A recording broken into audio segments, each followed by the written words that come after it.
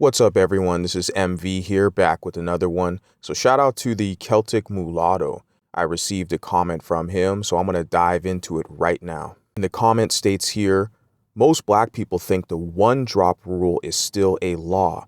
It was overturned in 1967, from 1924 to 1967. Only 43 years in official existence. Precisely because we can see documents going all the way back to the 1800s where mulatto was an official category. So this is even during slavery, right?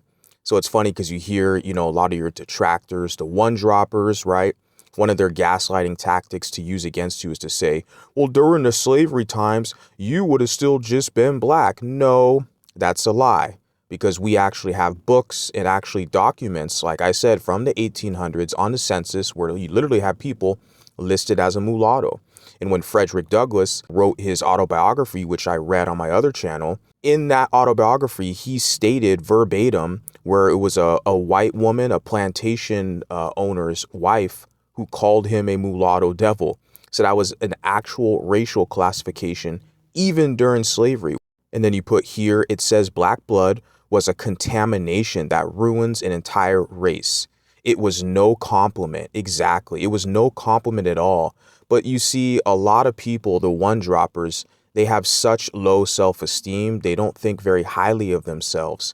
And so that's why they use that kind of archaic paradigm of the one-drop rule to lump people in with them. It's the whole misery loves company component. And then you put here, nevertheless, black politicians saw the benefits and said, hold my beer, right? The white supremacist was smart. Let's still embrace this old race to get, I think you meant to put old rule, I think it was a typo, to get get accomplishments from mixed race peoples, i.e. mulattoes, and to increase the black population. Exactly. Because you put here, as far as the black politicians embracing that archaic white supremacist rule, the one-drop rule, exactly, for political clout. Exactly. And then also you put here to increase the black populations. Precisely. And as far as increasing the black population, that's a significant one in this society and in basically every society as well, right? Because you have power with numbers and you have more social and political influence with the numbers, especially how districts are carved out. And the more people, the more constituents in that district, the more influence the politicians have within the government. And then in closing, you put, that's their agenda and they defend it viciously. Spot on with your analysis here. I agree with everything you put here. And it's very interesting. I want to add to the audience is that you yourself, Celtic Mulatto, I believe you are from Jamaica. And if I'm not mistaken, you are still currently in Jamaica.